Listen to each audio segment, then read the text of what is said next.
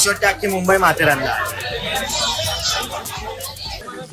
असं काही नाविन्य असं नाही आहे. आम्ही जुनावे आहेत ना.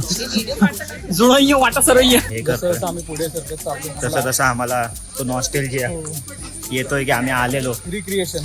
आता आम्ही तुम्हाला एवढे दिसतो ना, तेव्हा आम्ही केवढे होतो मी दाखवतो तुम्हाला. आता त्या तेवढ्या ग्रुपमधून आम्ही नंतर 4 राहिलो.